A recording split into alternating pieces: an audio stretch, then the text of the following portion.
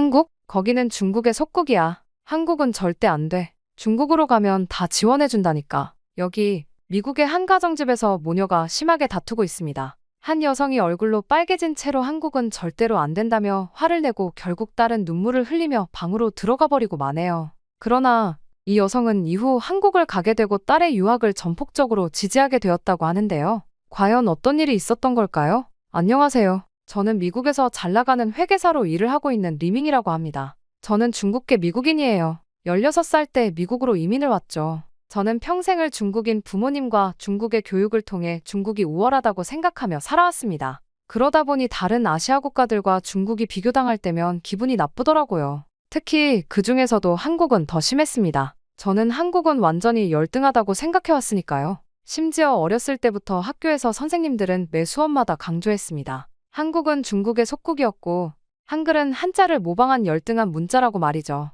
저 또한 당연히 그렇게 생각했고요. 그러다 보니 미국에서 한국 학생들을 볼 때면 중국어로 소리치며 이야기하고는 했습니다. 속국 주제, 수업 시간에 한국 학생이 발표하러 나오면 일부러 하품을 크게 했고 그들이 지나갈 때면 친구들과 중국어로 키득거렸습니다. 한국 학생들이 발표할 때면 짜증스러운 표정을 일부러 지었죠. 한국어 억양이 너무 거슬린다. 중국어를 배워야 하는데 라고 큰 소리로 말하기도 했어요. 항상 그들을 무시했던 거죠. 가장 기억에 남는 사건은 학교 문화축제 때였어요. 한국 학생들이 준비한 부스 앞에서 일부러 큰 소리로 중국어로 떠들었죠. 중국 음식이 원조인데 이건 다 베낀 거잖아. 그러다 김치를 보고는 일부러 코를 막으며 역겨워 라고 말했어요. 그때 한 한국 여학생이 저를 똑바로 쳐다보더니 그렇게 말하지 마세요 라고 했지만 저는 오히려 더 큰 소리로 우리나라 음식을 베껴놓고 뭐가 당당해? 라고 말했죠. 그 여학생의 눈에 눈물이 고이는 걸 보고도 저는 콧방귀를 뀌면서 돌아섰어요.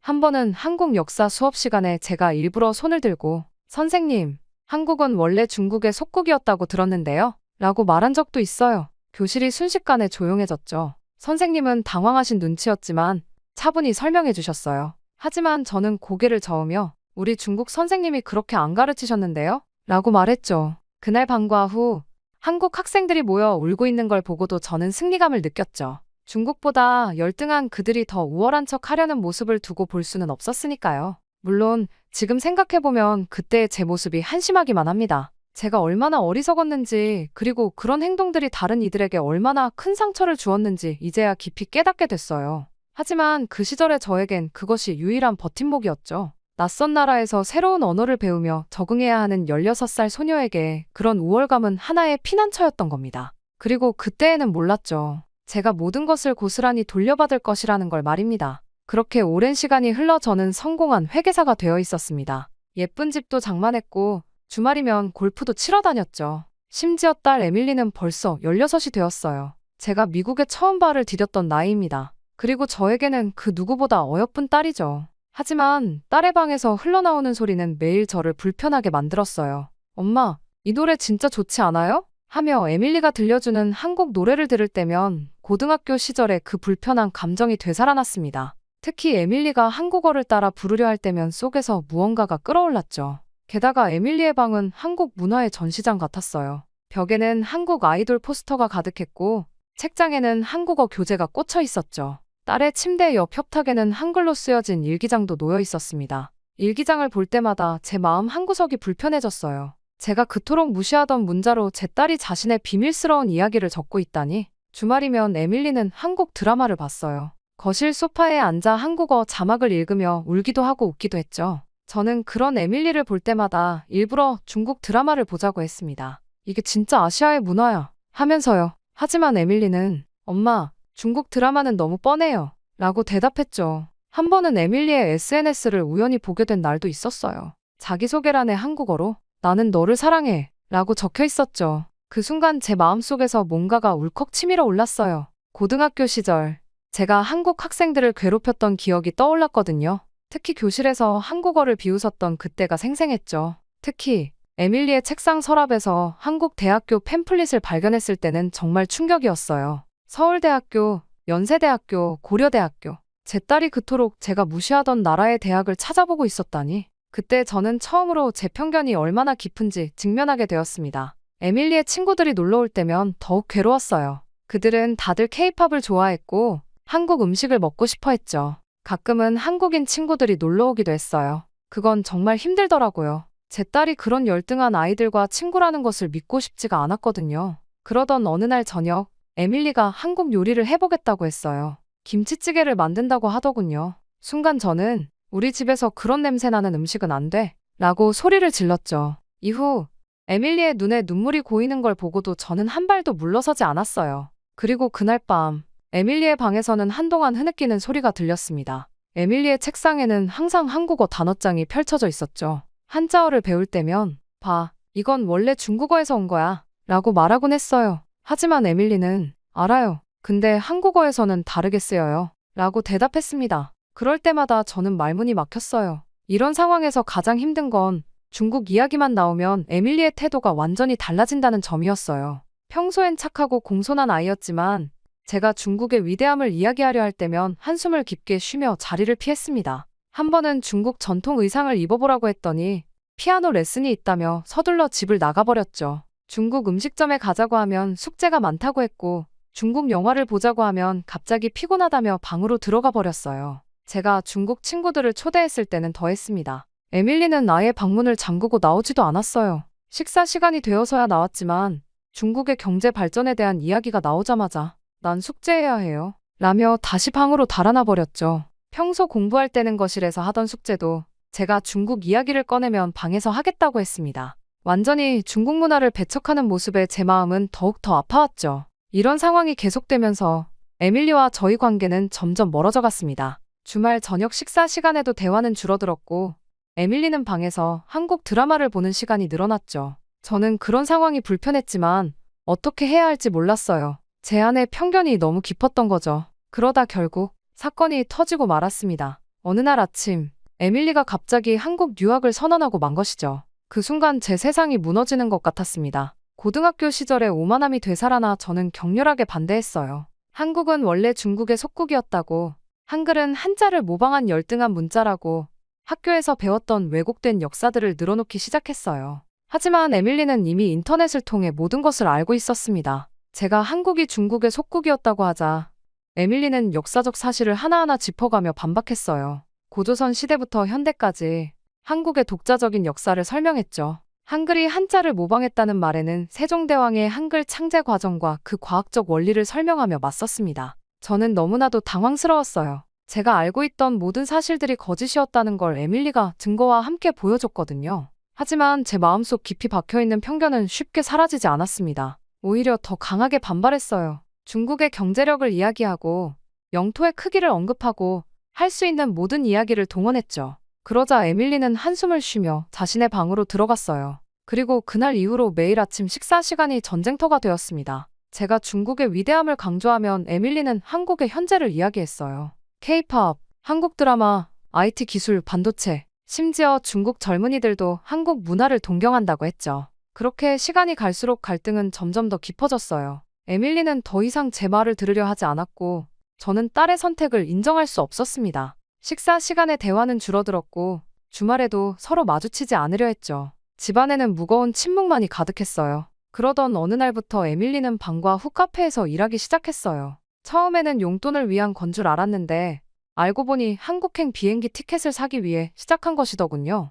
에밀리는 피곤할 텐데도 불평 한마디 없이 열심히 일했어요. 가끔 카페 앞을 지날 때면 에밀리가 손님들에게 친절하게 웃으며 주문을 받는 모습이 보였어요. 그 모습을 보고 있자면 마음이 복잡해졌습니다. 심지어는 주말에도 아르바이트를 나갔어요. 원래는 함께 영화도 보고 쇼핑도 하던 시간이었는데 이제는 그런 시간이 없어졌죠. 에밀리의 달력에는 빨간 동그라미가 하나둘 늘어갔어요. 비행기 표를 살 수 있는 날짜를 계산하고 있더군요. 게다가 한국어 학원비도 스스로 벌어서 냈어요. 제가 차라리 내가 번 돈으로 중국어를 배우는 게 어떠니? 라고 물었을 때 에밀리는 차갑게 대답했죠. 전 제가 원하는 걸 할 거예요. 그 말을 듣는 순간 제 고집이 얼마나 이기적인지 깨달을 수 있었어요. 시간이 갈수록 에밀리의 책상 위에는 한국어 능력 시험 준비 문제집이 쌓여갔습니다. 에밀리는 아르바이트를 마치고 돌아와서도 한국어 공부를 했어요. 그 모습을 보고 있으면 제가 과연 딸의 꿈을 가로막을 자격이 있는지 의문이 들었습니다. 그래서 마지막으로 저는 조건을 제시했습니다. 중국으로 유학을 간다면 모든 비용을 대주겠다고 했죠. 좋은 기숙사도 구해주고 용돈도 넉넉히 주겠다고 약속했어요. 그리고 그때 저는 에밀리의 행동에 크게 충격을 받고 말았습니다. 처음으로 에밀리가 정말 크게 화를 냈거든요. 엄마는 정말 아무것도 모르시는 거예요? 에밀리의 목소리가 떨렸어요. 눈에서는 눈물이 흘러내리고 있었죠. 중국 애들이 절 어떻게 대했는지 아세요? 저는 매일 따돌림을 당했어요. 중국인도 아니면서 중국계라고 우쭐대지 말라고. 도시락도 빼앗기고 숙제도 베껴갔어요. 에밀리는 흐느끼면서 이야기를 이어갔습니다. 중국계 아이들이 단체로 지나가면서 일부러 어깨를 치고 갈 때 지민이라는 한국 친구가 나서서 막아주었다고 해요. 수학 숙제를 베껴가려는 중국 아이들을 혜원이가 선생님께 알려주었고 점심시간에 혼자 있는 에밀리를 보고 수진이가 자기 친구들과 함께 앉자고 했다고 했어요. 작년 학교 축제 때도 그랬어요. 중국 애들이 제가 사회를 못 볼 거라고 놀렸을 때 한국 친구들이 절 위해 매일 방과 후에 남아서 연습을 도와줬어요. 발음이 이상하다고 비웃는 애들이 있으면 지민이가 너희보다 훨씬 잘하는데 무슨 소리냐며 제 편이 되어줬어요. 한국 친구들은 제가 힘들 때마다 김밥도 싸와주고 한국어도 가르쳐주고 무엇보다 저를 있는 그대로 봐줬어요. 반면에 중국 애들은 엄마처럼 늘 자기들이 제일이라고만 했죠. 저는 그런 곳에 다시 가고 싶지 않아요. 에밀리의 이야기를 들으며 저는 큰 충격에 빠졌어요. 제가 딸의 삶에 대해 얼마나 무지했는지 그리고 제 편견이 얼마나 딸을 힘들게 했는지 처음으로 깨달았습니다. 고등학교 때 제가 한국 학생들에게 했던 행동들이 떠올랐어요. 어쩌면 그때 그 학생들도 에밀리처럼 마음에 깊은 상처를 받았을지도 모르겠다는 생각이 들었죠. 그리고 다음날 아침 식탁에 놓인 봉투 하나가 제 시선을 붙잡았어요. 두꺼운 서류가 담긴 봉투였죠. 한국 문화교류 프로그램 최종 합격 그 글자들이 제 눈에 들어오는 순간 온몸에 전율이 흘렀습니다. 에밀리가 그동안 카페에서 모은 돈으로 지원한 프로그램이었어요. 봉투 안에는 이미 모든 절차가 끝났다는 내용이 담겨 있었습니다. 서류를 하나하나 확인하면서 제 마음은 더욱 무거워졌어요. 성적증명서, 추천서, 한국어 능력시험 성적표.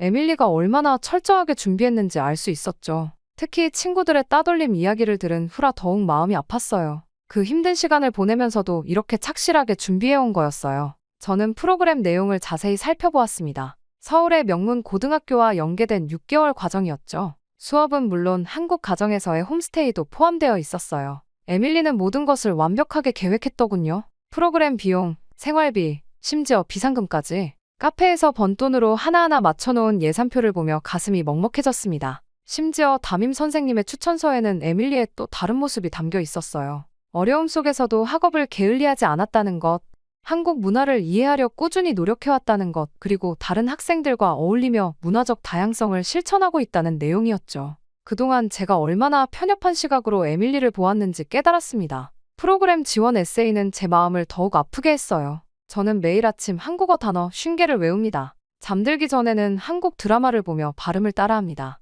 처음에는 너무 어려웠지만 포기하지 않았어요. 제게 한국은 단순한 유학 목적지가 아닙니다. 제 청소년기를 지켜준 친구들의 나라이자 제가 진정한 제 자신을 찾은 곳이니까요. 그 문장을 읽으며 제 마음이 너무나도 아파왔습니다. 홀로 얼마나 힘들었을까 싶으면서 그런 친구들이 있었다는 것에 고마움도 느껴지더군요. 심지어 저는 에밀리의 일기장도 발견했어요. 매일 밤 꾸준히 써내려간 일기에는 딸의 진심이 고스란히 담겨 있었죠. 오늘도 엄마는 중국이 최고라고 하셨다. 하지만 난 알고 있다. 진정한 위대함은 다른 문화를 인정하고 배우려 하는 자세에서 오는 거라는 걸. 언젠간 엄마도 이해해 주실 거야. 그때까지 포기하지 않을 거야. 지민이가 오늘도 한국어를 가르쳐줬다. 발음이 틀려도 절대 웃지 않고 끝까지 도와주는 모습이 정말 고마웠다. 이런 게 진정한 친구이자 스승인 것 같다. 한국 친구들이 보내준 응원 편지들도 있었어요. 에밀리가 소중히 보관해둔 작은 상자 안에서 발견했죠. 에밀리야, 너의 한국어 실력이 늘어가는 게 너무 자랑스러워.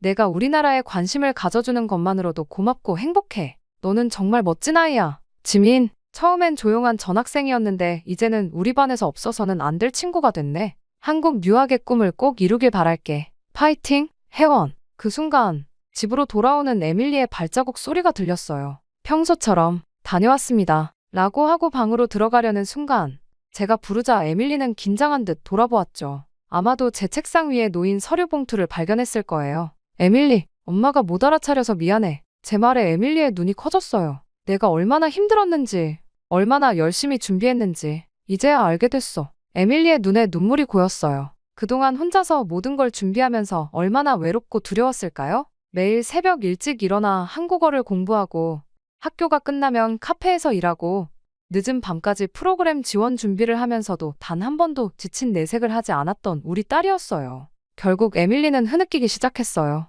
저도 더는 참을 수 없어서 딸을 끌어안았습니다. 그동안 제가 얼마나 완고했는지, 얼마나 이기적이었는지 딸의 떨리는 어깨를 안으며 후회의 눈물이 흘렀어요. 엄마도 이제 이해해요. 내가 왜 한국을 선택했는지, 왜 그토록 한국에 가고 싶어 했는지. 이제는 엄마가 내 꿈을 응원할게. 에밀리는 제 품에서 고개를 들고 울먹이며 말했어요. 정말요? 엄마가 이해해 주시는 거예요? 저는 고개를 끄덕였어요. 책상 위에는 에밀리가 그동안 모아온 모든 것들이 있었죠. 카페에서 받은 월급 명세서, 한국어 교재, 문화교류 프로그램 자료들, 그리고 한국 친구들과 찍은 사진들까지 그 모든 것들이 에밀리의 진심을 보여주고 있었어요. 이제 저는 달라져야 했습니다. 딸의 선택을 존중하고 그 선택을 진심으로 지지해주는 것. 그것이 제가 할 수 있는 최선이었어요. 에밀리가 꿈꾸는 미래가 어떤 모습이든 그 여정에 함께하는 것이 진정한 부모의 역할이라는 걸 늦게나마 깨달았습니다. 한국 문화교류 프로그램은 우리에게 새로운 시작이 될 거예요. 에밀리에게는 꿈을 향한 첫걸음이,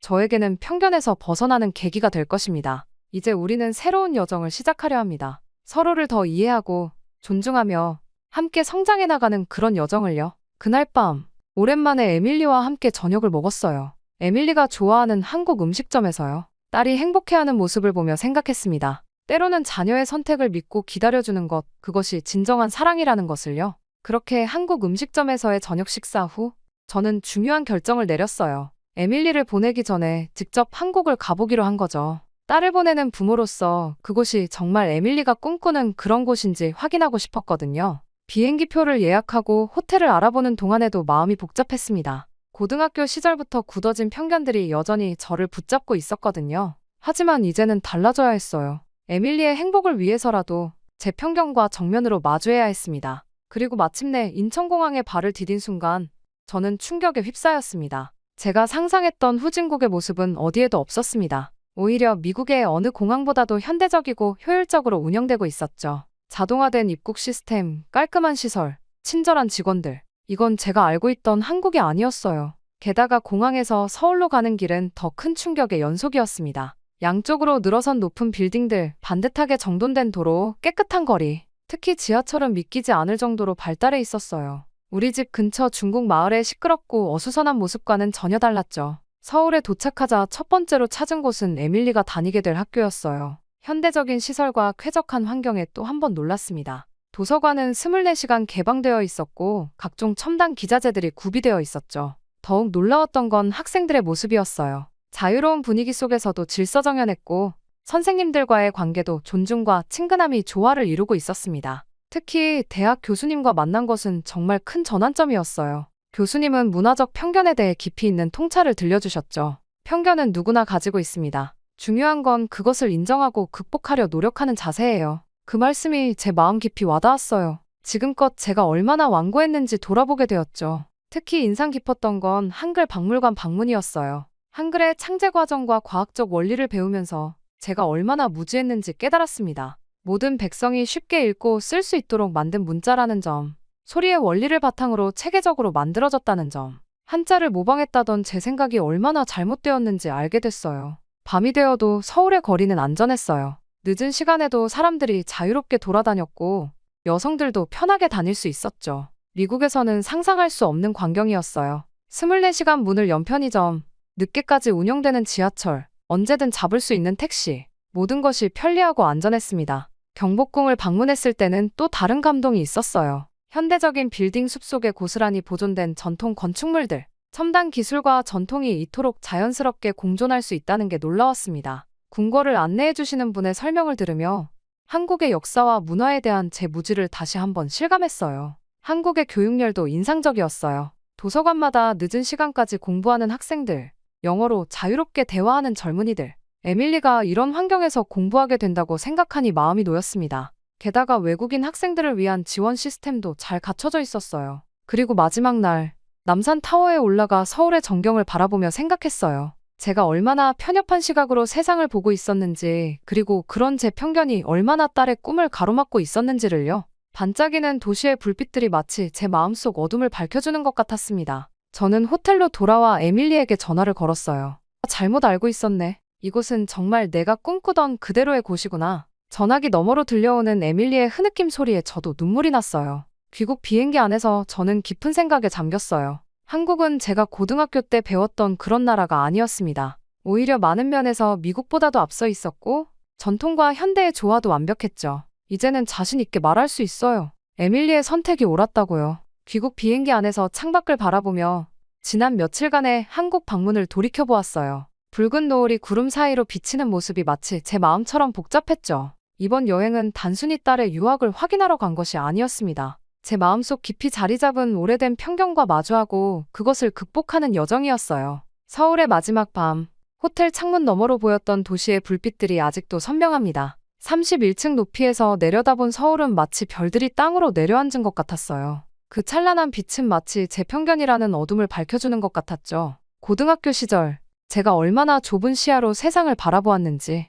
그리고 그런 제가 얼마나 부끄러운지 깊이 깨닫게 되었습니다. 집으로 돌아오는 차 안에서 에밀리에게 전화를 걸었어요. 한밤중이었지만 첫 번째 벨소리에 전화를 받더군요. 아마도 기다리고 있었나 봐요. 얼른 가서 너에게 한국 이야기를 들려주고 싶구나. 엄마에게 열린 마음을 선물해줘서 고마워. 수화기 너머로 들려오는 에밀리의 숨죽인 흐느낌, 그리고 간간히 새어나오는 엄마 라는 떨리는 목소리에 저도 눈물을 참을 수가 없었어요. 현관문을 열자 은은한 김치찌개 냄새가 코끝을 스쳤어요. 에밀리가 제가 없는 동안 요리 연습을 했나 봅니다. 예전 같았으면 짜증을 냈겠지만 이상하게도 이제는 그 냄새가 참 좋게 느껴졌어요. 신발장 위에는 에밀리가 정성스럽게 만든 어서오세요 한글 장식이 걸려 있었죠. 저는 집에 도착하자마자 제일 먼저 제 고등학교 졸업 앨범을 꺼냈습니다. 1998년, 그때 저는 얼마나 교만했을까요? 앨범 속에는 한국 학생들과 찍은 사진들이 있었어요. 교실 뒤편에서 홀로 앉아있는 수진이, 발표 시간에 떨리는 목소리로 영어를 읽던 민호, 그리고 제가 일부러 피하고 지나갔던 윤정이.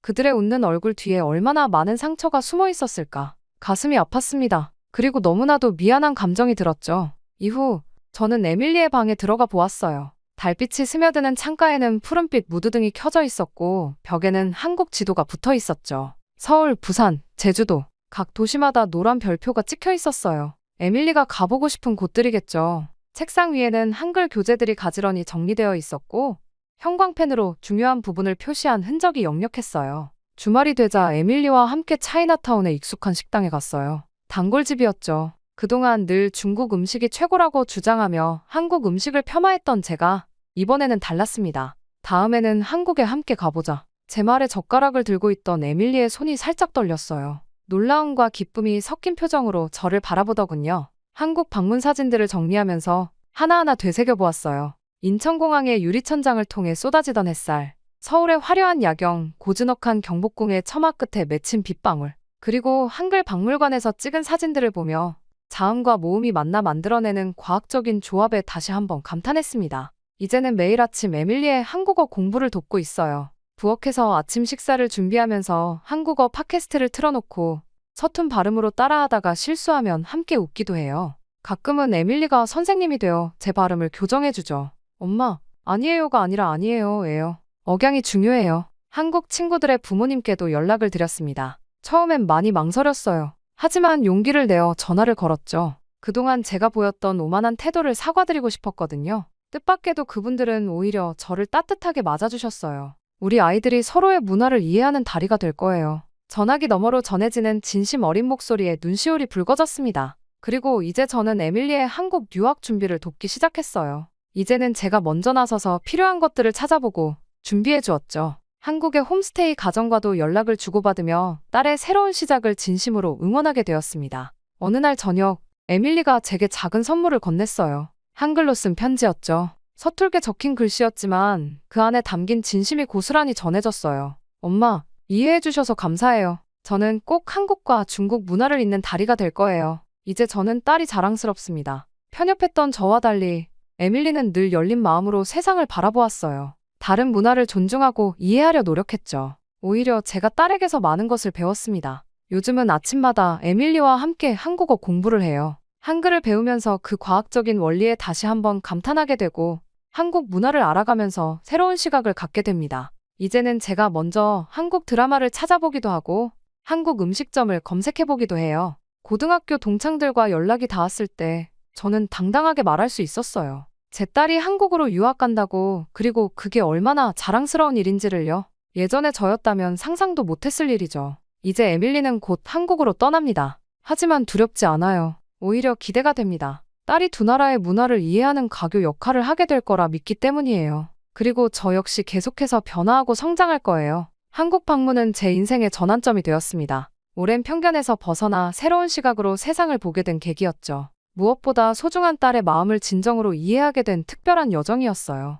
이제 우리는 함께 새로운 시작을 앞두고 있습니다. 서로를 이해하고 존중하며 더 넓은 세상을 향해 나아가는 여정을요. 앞으로의 여정이 어떨지는 모르지만 한 가지는 확실해요. 제 마음이 더 넓어졌고 제 시야도 넓어졌다는 것이 말이죠. 저의 편견을 깨뜨려준 한국과 저희 딸 에밀리에게 감사한 마음을 전하며 제 이야기는 여기서 마치겠습니다. 제 이야기를 들어주셔서 감사합니다. 안녕하세요. 감동저장소입니다. 저희가 정말 괜찮은 기업을 소개해드리려고 하는데요. 바로 KS 오토플랜이라는 회사입니다. 사회 취약계층분들을 위해서 선한 영향력을 펼치고 있는 건 물론 이번에 구독자님들에게 저렴한 가격으로 차량을 구매하실 수 있게 타임 특가를 준비했다고 하는데요. 소렌토, 스포티지가 월 25만 원이라면 믿겨지십니까? 취득세, 자동차세, 정비비용, 보험료까지 모두 KS 오토플랜에서 책임지니 월 저렴한 비용만 내시고 차량을 이용하시면 됩니다. 차량 구매부터 기존 차량 처리까지 원스톱으로 도와드리고 있습니다. 저희 KS 오토플랜은 항상 고객님께 듣고 고객님으로부터 답을 찾아 고객님께 돌려드리겠습니다. 구독자 전용 이벤트 진행 중이니 놓치지 말고 고정 댓글을 확인해주세요. 한국을 따라잡을 수가 없다니 그게 무슨 말도 안 되는 소리입니까? 한국은 방산의 역사가 부족해요. 독일과 비교하는 것 자체가 불가하다고요. 여기 독일의 한 회의실에서 한 남성이 독일은 한국보다 10년은 뒤처졌다고 이야기를 하고 있습니다. 이 남성이 한국으로 출장을 온 뒤 더 이상 입을 열 수 없었다고 하는데요.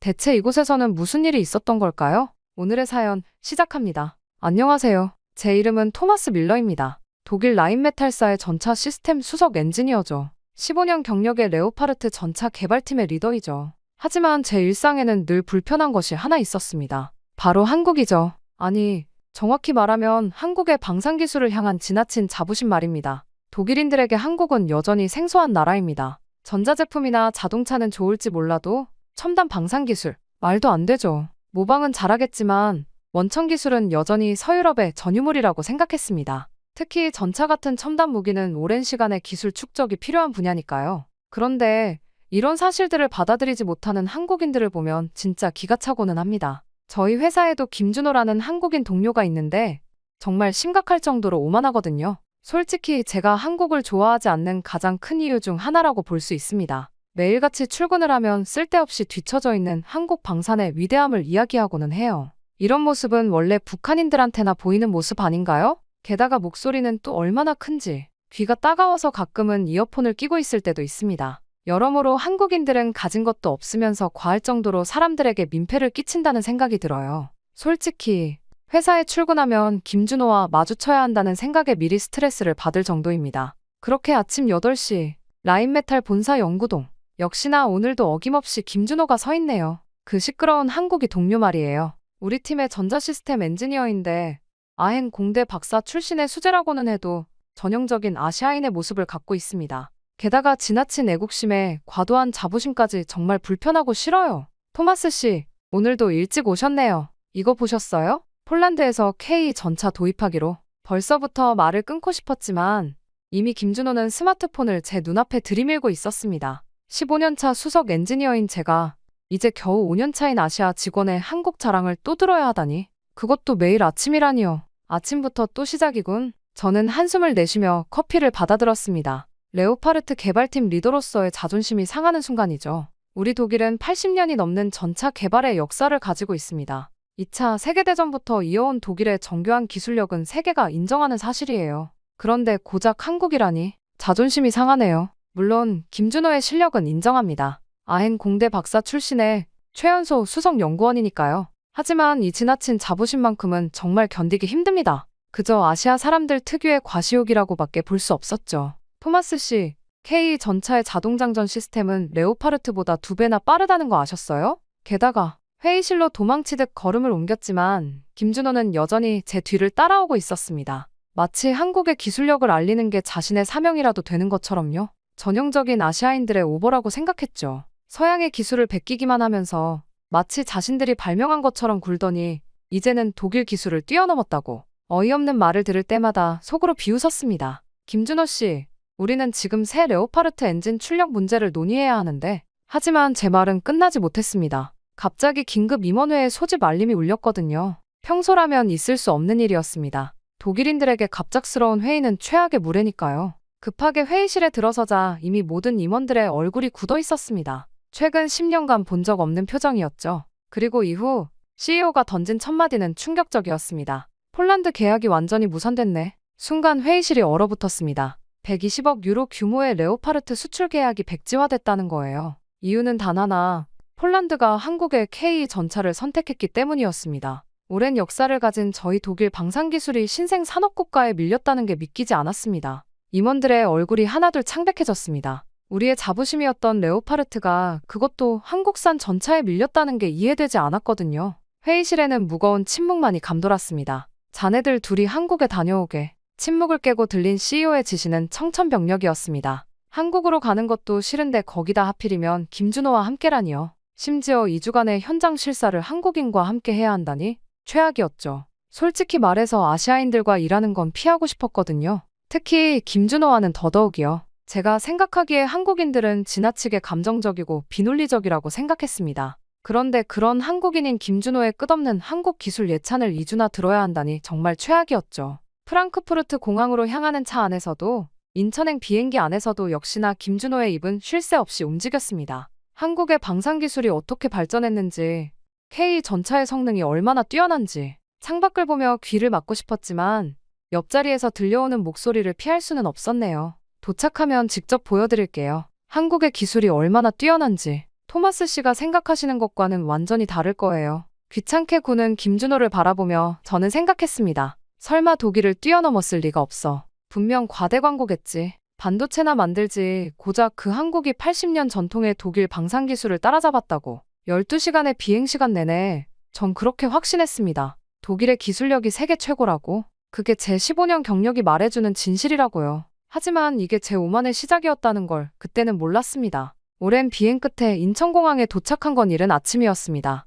비행기 안에서 오랜 시간을 머물렀더니 피곤이 몰려왔죠. 하지만 김준호는 여전히 활기찼습니다. 토마스 씨, 우리 바로 창원으로 가야 해요. 현대로템에서 우리를 기다리고 있거든요. 피곤한 목소리로 대답했습니다. 잠깐 휴식이라도 취하는 게 좋지 않을까요? 아니요, 바로 가봐야 해요. 오늘 중요한 테스트가 있거든요. 김준호의 말대로 우리는 곧바로 김포공항으로 이동해 국내선에 올랐습니다. 비행기에서 내려 현대로템으로 향하는 차 안에서 저는 여전히 의구심을 떨칠 수 없었습니다. 과연 얼마나 대단할까? 설마? 하지만 현대로템 정문에 들어서는 순간 제 생각이 흔들리기 시작했습니다. 군사기밀시설 수준의 보안 검색이 진행됐거든요. 독일에서도 보안은 철저하다고 생각했는데 이건 차원이 달랐습니다. 이게 말로만 듣던 한국의 스피드예요. 김준호가 자랑스럽게 말했습니다. 처음에는 또 과장하나 싶었는데 영구동에 들어서자마자 놀라지 않을 수가 없었습니다. 24시간 3교대로 돌아가는 생산 라인, 실시간 품질 관리 시스템,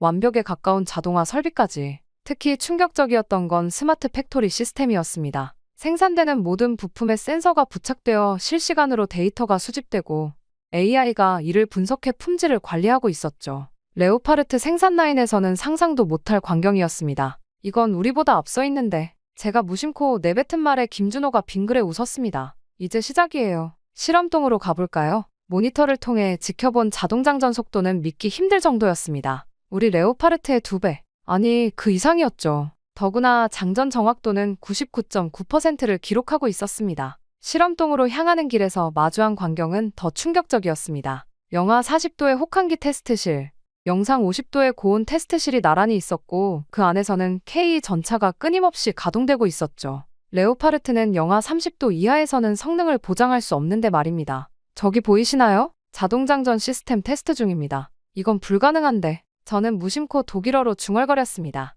우리는 오랜 시간 동안 이 문제를 해결하지 못했거든요. 자동장전 시스템의 정확도를 높이면 속도가 떨어지고 속도를 높이면 정확도가 떨어지는 딜레마를 말이죠. 아, 이건 한국이 개발한 AI 기반 제어 시스템 덕분이에요. 실시간으로 포탄의 무게중심을 계산해서 김준호의 설명이 이어졌지만 제 귀에는 들리지 않았습니다. 눈앞에 펼쳐진 광경에 완전히 압도당했거든요. 모든 공정이 완벽하게 자동화되어 있었고 각종 센서에서 수집되는 데이터는 실시간으로 분석되어 시스템에 반영되고 있었습니다. 잠깐 쉬었다가 다음 구역으로 가시죠. 그렇게 휴게실로 향하는 길에 한 장면이 눈에 띄었습니다. 늦은 시간인데도 연구원들이 열띤 토론을 벌이고 있었죠. 지금이 몇 시죠? 밤 11시요. 아, 저분들은 야간 연구팀이에요. 24시간 3교대로 운영되거든요. 순간 머리가 멍해졌습니다. 독일에서는 상상도 할 수 없는 일이었죠. 오후 6시만 되면 모두가 퇴근하는 우리와는 너무나 다른 모습이었습니다. 그리고 그때였습니다. 갑자기 비상벨이 울리더니 실험동에서 문제가 발생했다는 알림이 왔습니다. 야간 테스트 중이던 엔진에서 이상 신호가 감지됐다고 하더군요. 잠시 실례할게요. 김준호가 재빨리 실험동으로 달려갔습니다. 저도 따라가 보니 이미 수십 명의 연구원들이 모여 있었죠. 한밤중인데도 말입니다. 이게 독일이었다면 최소 내일 아침은 되어야 조치가 시작됐을 텐데. 더 놀라운 건 그들의 문제 해결 속도였습니다. 각자 맡은 부분을 체계적으로 점검하고 실시간으로 데이터를 공유하며 30분 만에 문제의 원인을 찾아냈습니다. 그리고 1시간 후 모든 것이 정상화됐죠. 이런 게 가능하다니. 밤이 깊어갈수록 제 고정관념은 산산조각이 났습니다. 한국의 기술력을 얕봤던 제 자신이 부끄러워지기 시작했죠. 특히 연구원들의 열정과 체계적인 시스템은 우리가 본받아야 할 점이었습니다. 내일은 더 놀라운 것들을 보여드릴게요. 김준호의 말에 이번에는 비웃음이 나오지 않았습니다. 오히려 기대가 됐죠. 이미 본 것만으로도 충격적인데 과연 내일은 어떤 모습을 보게 될지. 호텔로 돌아오는 차 안에서 저는 생각했습니다. 우리가 알던 한국은 없었다고. 이제는 우리가 배워야 할지도 모른다고. 하지만 이것은 시작에 불과했습니다. 진짜 충격은 다음 날부터 시작될 거였죠. 다음 날 아침, 창원 현대로템 본관 앞에서 저희 또 다른 새로운 깨달음이 시작됐습니다. 화창한 날씨와는 달리 제 마음은 여전히 흐렸죠. 어제의 충격이 채 가시지 않았는데 오늘은 또 어떤 현실을 마주하게 될지 모르는 일이었으니까요. 오늘은 K 전차의 핵심 시스템을 보여드리겠습니다. 김준호가 자신만만하게 말했습니다. 이제는 그의 자신감이 그저 허세가 아니라는 걸 알았기에 저는 그저 묵묵히 따라갔죠. 첫 번째 방문지는 K 전차의 혹한기 테스트장이었습니다. 영하 40도의 극한 환경에서 전차가 정상 가동되는 모습은 경이로웠습니다. 독일의 레오파르트는 영하 30도 이하에서는 심각한 성능 저하가 발생하는데 말이죠. 이건 어떻게 가능한 거죠? 특수 윤활유와 엔진 예열 시스템 덕분입니다. 우리는 시베리아 수출을 고려해 개발했거든요. 그의 말에 고개를 끄덕였습니다. 우리는 왜 그 생각을 못했을까요? 레오파르트는 유럽 환경만 고려했던 거죠. 한국은 이미 글로벌 시장을 내다보고 있었던 겁니다. 더 놀라운 건 자동장전 시스템이었습니다. 1분에 8발. 레오파르트의 2배가 넘는 속도로 정확하게 장전이 이루어졌죠. 그것도 99.9%의 정확도로 말입니다. AI 기반 전장관리 시스템을 보여드리겠습니다. 제어실로 이동하자 거대한 스크린이 눈에 들어왔습니다. 실시간으로 전장 상황이 3D로 구현되고 있었고 AI가 최적의 전술을 제안하고 있었죠. 적군의 움직임을 예측하고 우리 전차의 최적 위치를 계산하는 모습은 마치 SF 영화의 한 장면 같았습니다. 이건 우리가 10년째 풀지 못한 문제인데 무심코 내뱉은 말에 김준호가 겸손하게 웃었습니다. 아직 개발 중인 기능들이 더 많아요. 저쪽으로 가보시죠. 다음은 신소재 연구실이었습니다. 복합 장갑 기술을 시연하는데 그 성능이 믿기지 않았습니다. 기존 전차보다 30% 가벼우면서도 방어력은 40% 높다니 도대체 어떻게 이런 게 가능한 걸까요? 나노 기술을 적용한 특수 소재입니다. 우리가 독자 개발한 기술이에요. 순간 머리가 어지러웠습니다. 독일의 자존심이었던 장갑 기술마저 한국이 앞서가고 있었던 겁니다. 게다가 능동방어 체계 시연은 더욱 충격적이었습니다. 100% 욕격 성공률. 우리 레오파르트의 트로피 시스템은 아직 85%대에 머물러 있는데 말이죠. 드론, 전차 보병 실시간 연동 시스템도 보여드릴게요. 전장에서 드론이 수집한 정보가 실시간으로 전차에 전송되고 이를 보병들과 공유하는 시스템이었습니다. 미래 전장에서 가장 중요한 기술인데 우리는 아직 구상 단계에 머물러 있었죠. 그렇게 오전 견학이 끝나고 점심시간, 저는 구내식당에서 김준호와 마주 앉았습니다. 이제는 그의 말을 무시할 수 없었죠. 오히려 더 많은 것을 알고 싶어졌습니다. 어떻게 이렇게 빠른 발전이 가능했던 거죠? 우리에겐 선택의 여지가 없었어요. 북한이라는 위협 앞에서 우리는 최고가 되어야만 했거든요. 그의 말에서 진정성이 느껴졌습니다. 한국의 방산기술 발전은 단순한 비즈니스가 아닌 생존을 위한 필사적인 노력의 결과였던 거죠. 점심을 마치고 오후에는 차세대 전차 개발 현장을 둘러봤습니다. 여기서 또 한 번 충격을 받았죠. 우리가 구상 중인 기술들이 이미 프로토타입으로 구현되어 있었으니까요. 레이저 무기 탑재도 준비 중입니다. 2년 내로 실전 배치가 가능할 것 같아요. 저는 말문이 막혔습니다. 우리는 아직 이론 연구 단계인데 한국은 이미 실전 배치를 준비하고 있었던 거예요. 제가 무시했던 한국이 말이죠. 그렇게 하루가 저물어갈 때쯤 연구소 옥상에서 석양을 바라보며 저는 생각에 잠겼습니다. 불과 이틀 만에 제 세계관이 완전히 뒤집어졌다니. 우리가 그토록 우월하다고 생각했던 독일의 기술력이 이미 한국에 추월당했다는 사실을 솔직히 인정하지 않을 수가 없었습니다. 내일은 더 놀라운 것들이 기다리고 있습니다. 김준호의 말에 이번에는 두려움마저 들었습니다. 오늘 본 것만으로도 충격적인데 내일은 또 어떤 충격이 기다리고 있을지. 하지만 이상하게도 기대가 되기도 했습니다. 우리가 모르던 새로운 세계를 발견하는 기분이었으니까요. 호텔로 돌아가는 길, 문득 우리 회사 임원들의 얼굴이 떠올랐습니다. 이 현실을 어떻게 보고해야 할지, 우리가 이제껏 얼마나 우물안개구리였는지를 어떻게 설명해야 할지,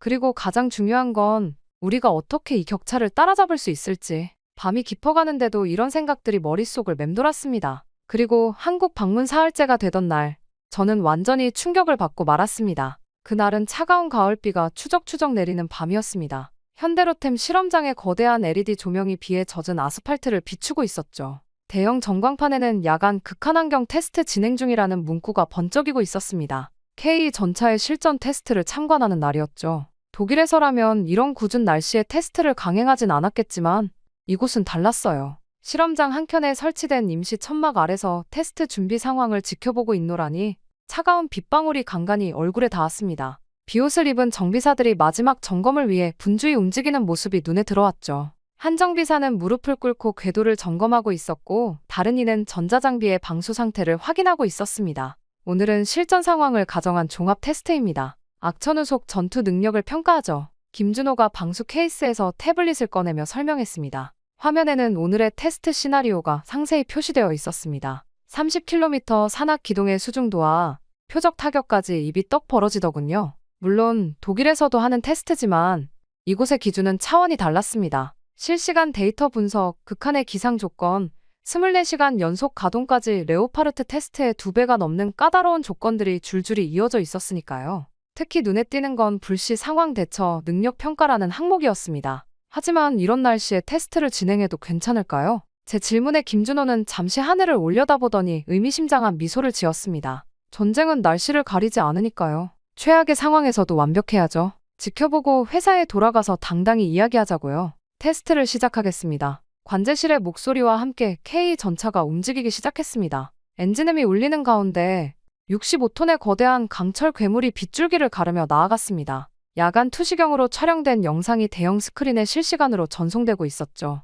레이더와 연령상 장비가 전차 주변의 모든 상황을 디지털 데이터로 변환해 보여주고 있었습니다. 지금 전차에는 12개의 핵심 시스템이 동시에 작동하고 있습니다. 각각의 데이터는 실시간으로 분석되죠. 김준호의 설명을 들으며 모니터들을 바라보았습니다. 엔진 성능, 포탑 회전, 현수장치 반응, 전자제어 시스템, 모든 것이 완벽한 조화를 이루며 작동하고 있었습니다. 특히 인상적이었던 건 AI 기반의 실시간 진단 시스템이었죠. 레오파르트에는 없는 기술이었습니다. 그러다 밤 10시 15분 갑작스러운 경고음이 통제실을 가득 메웠습니다. 빨간색 경고등이 번쩍이는 가운데 메인 모니터에는 수십 개의 오류 메시지가 쏟아져 나왔습니다. 테스트 중이던 K 전차의 전자제어 시스템에서 심각한 이상 신호가 감지된 것이었죠. 엔진 출력이 급격히 저하되고 포탑 제어 시스템이 불안정한 신호를 보내기 시작했습니다. 긴급 상황입니다. 모든 엔지니어는 즉시 통제실로 모여주세요. 반복합니다. 차가운 기계음의 방송이 울려 퍼졌습니다.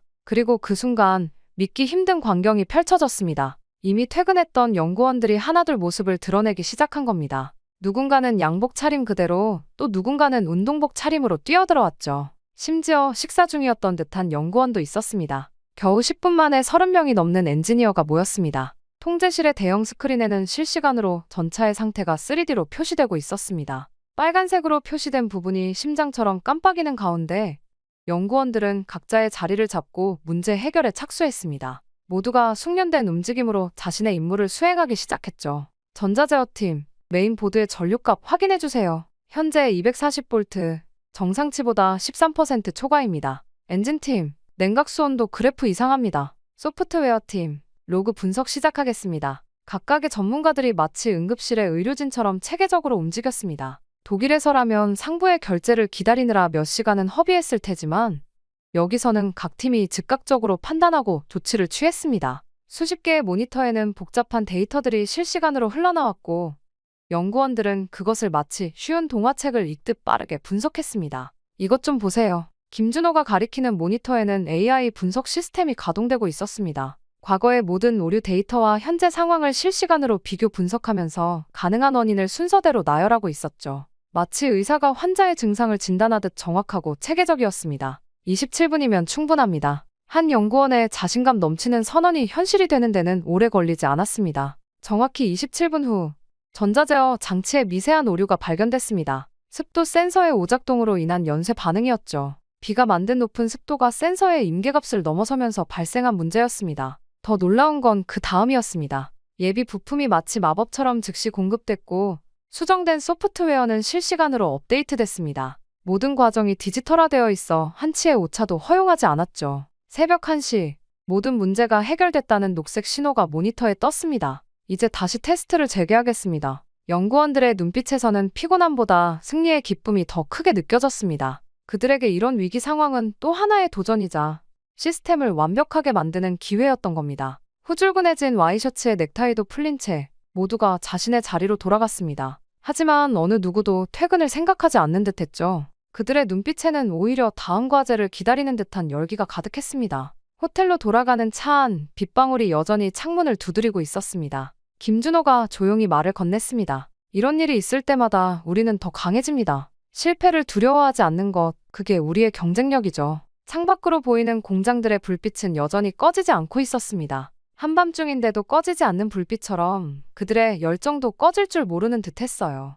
비가 만드는 차창의 물방울 너머로 공장들의 불빛이 흐릿하게 반짝였습니다. 그 모습을 보고 인노란이 문득 부끄러워졌습니다. 우리의 오만함이 이런 현실을 직시하지 못하게 했던 거죠. 80년 전통의 레오파르트만을 내세우며 변화하는 세상을 못 본 채 안주했던 우리 자신이 말입니다. 우리가 자부심이라 생각했던 것은 어쩌면 아니람의 다른 이름이었는지도 모릅니다. 내일도 바쁜 하루가 될 것 같네요. 김준호의 말에 이번에는 기대감이 앞섰습니다. 이제는 알았으니까요. 매 순간이 새로운 배움의 기회라는 것을. 그리고 우리가 얼마나 더 발전해야 하는지도 말입니다. 차창 밖 빗방울 너머로 보이는 공장의 불빛들이 마치 미래를 향한 희망처럼 반짝이고 있었습니다. 창원의 밤은 깊어갔지만 기술의 발전은 멈추지 않고 있었습니다. 그리고 저는 이제 그 현실을 직시할 준비가 되어 있었습니다. 다음 날, 저는 김준호와 함께 서울로 올라왔습니다. 창원에서의 충격적인 경험 이후 이제는 한국의 방산기술 연구의 중심지를 보여주겠다는 거였죠.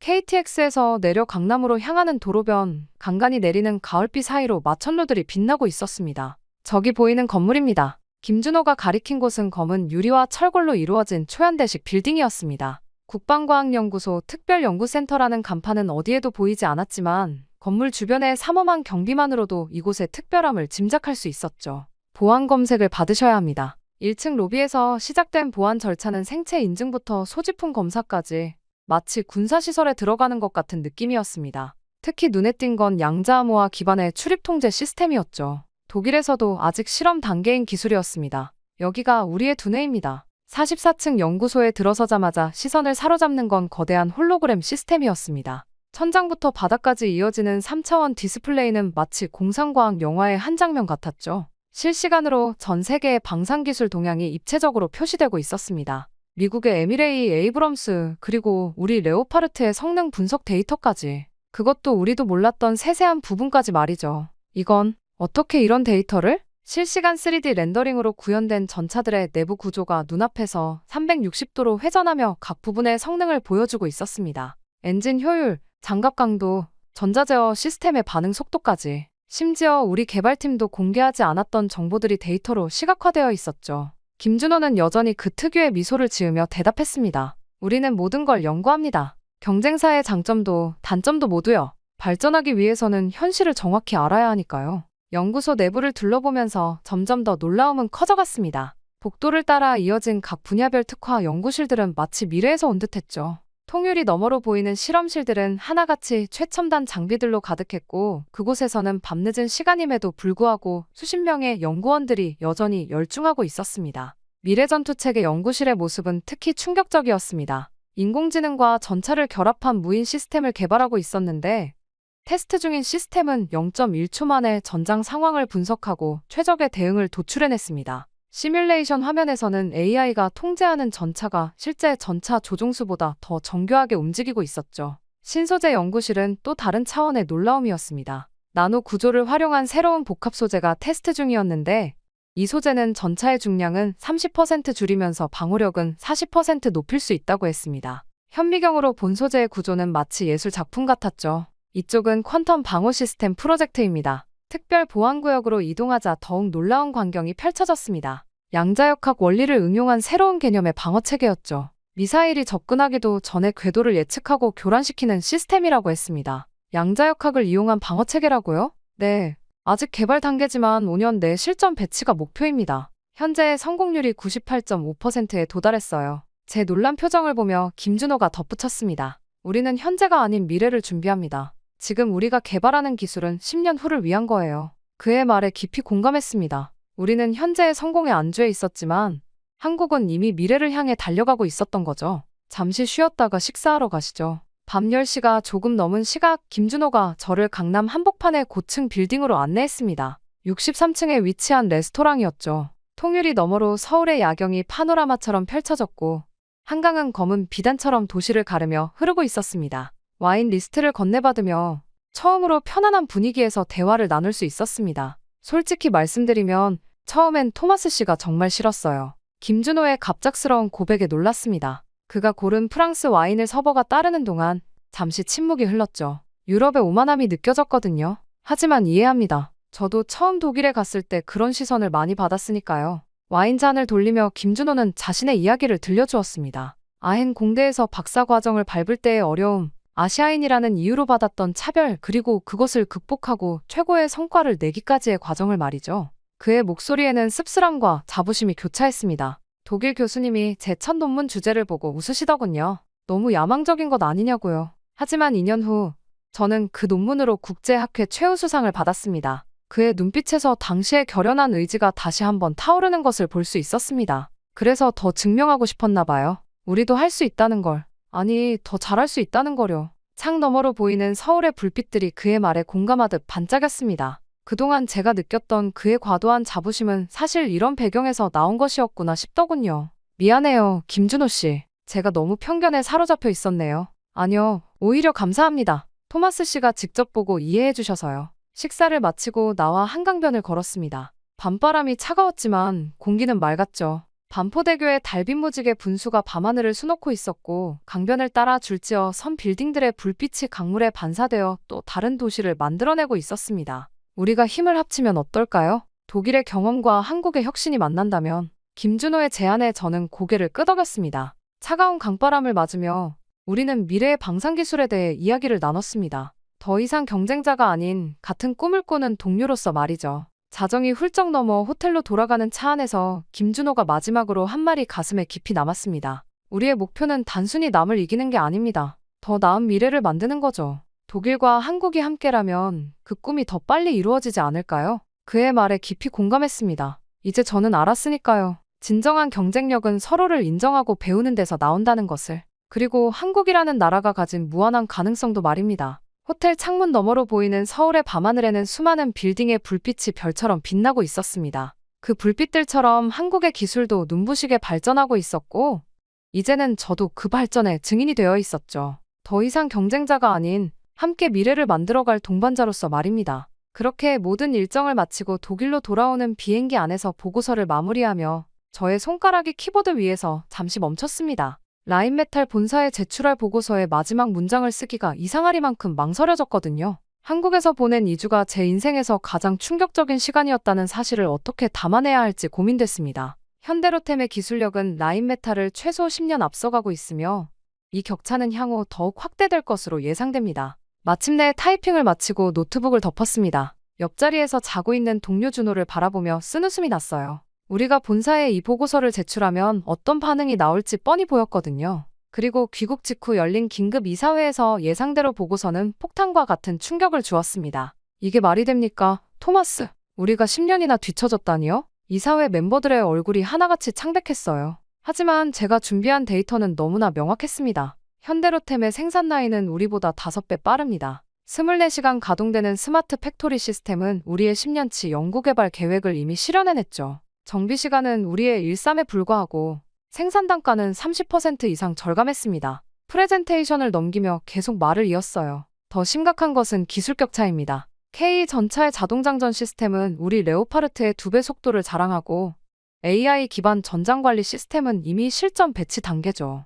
우리가 20년간 해결하지 못한 극한기후 문제도 완벽하게 극복했습니다. 회의실은 무거운 침묵에 잠겼어요. CEO가 한숨을 깊게 내쉬었죠. 해결 방안은요? 솔직히 말씀드려서 단기간 내에 따라잡기는 불가능합니다. 현대로템은 이미 다음 단계를 준비하고 있어요. 우리가 이제야 고민하는 기술들을 그들은 이미 상용화 단계까지 끌어올렸습니다. 마커스가 보충 설명을 했습니다. 현장의 문제 해결 능력도 충격적이었습니다. 우리였다면 한 달은 걸렸을 문제를 단 하루 만에 해결하더군요. 연구진들의 헌신적인 태도와 빠른 의사결정 구조. 우리는 이런 면에서도 한참 뒤처져 있습니다. 이사회가 끝난 후 사무실로 돌아와 창밖을 바라봤습니다. 독일의 차분한 저녁 풍경이 눈에 들어왔죠. 책상 위에는 옆자리 동료 김준호와 마지막으로 한잔했던 맥주잔이 아직 그대로 놓여 있었어요. 토마스, 이제 어떻게 할 거예요? 뒤에서 들리는 김준호의 목소리에 고개를 돌렸습니다. 우리 부서가 큰 변화를 겪게 될 것 같아. 아니, 어쩌면 회사 전체가. 그래도 다행이에요. 우리가 직접 보고 경험한 걸 있는 그대로 전달했으니까요. 이제 라인메탈도 변화해야 할 때가 됐죠. 김준호의 말에 고개를 끄덕였습니다. 처음엔 그토록 불편했던 한국인 동료였는데 이제는 가장 신뢰하는 파트너가 되어 있었죠. 준호, 우리 부서에서 새로운 프로젝트 팀을 꾸리는 게 어떨까? 현대로템과의 기술 협력을 위한. 김준호의 눈이 반짝였습니다. 우리는 나란히 서서 창밖을 바라봤어요. 독일의 저녁 하늘이 붉게 물들어가고 있었습니다. 맥주를 따르며 김준호에게 말했어요. 건배, 준호, 우리가 함께 만들어갈 미래를 위해. 유리잔이 부딪히는 소리가 조용한 사무실에 울렸습니다. 해는 저물고 있었지만 우리의 새로운 여정은 이제 막 시작되려 하고 있었죠. 토마스, 기억나요? 처음에는 서로 말도 잘 안 했었는데. 김준호의 말에 저도 모르게 웃음이 났습니다. 그래, 내가 매일 아침 한국 이야기할 때마다 짜증났었지. 근데 이제는 내가 먼저 한국 얘기를 꺼내고 있잖아. 김준호도 따라 웃었습니다. 우리는 창가에 나란히 서서 라인메탈 본사의 불빛들을 바라봤어요. 수많은 엔지니어들이 아직도 불을 밝히고 일하고 있었죠. 준호야, 고마워. 내가 없었다면 난 아직도 내 편견 속에 갇혀 있었을 거야. 이번 한국 출장이 내 인생의 전환점이 될 것 같아. 저도 감사해요, 토마스. 선입견 없이 모든 걸 열린 마음으로 받아들여 주셔서요. 이제 우리가 진짜 시작이잖아요. 맞습니다. 이제부터가 진짜 시작이었어요. 한국의 기술력과 독일의 전통이 만나 만들어낼 새로운 혁신, 그리고 서로 다른 문화가 부딪혀 탄생할 놀라운 시너지. 우리는 이미 그 가능성을 보았고 그것을 현실로 만들 준비가 되어 있었죠. 사무실 창 너머로 첫 별이 떴습니다.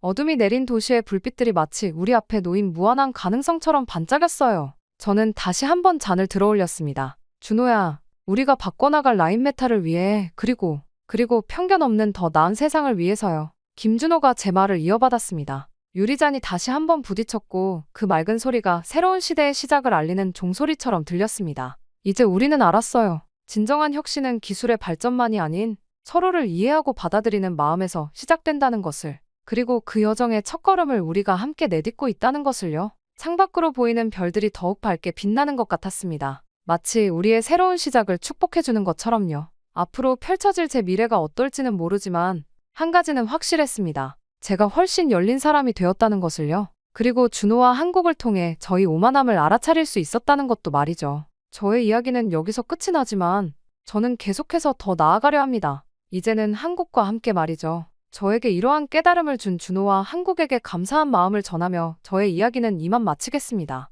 제 이야기를 들어주셔서 감사합니다.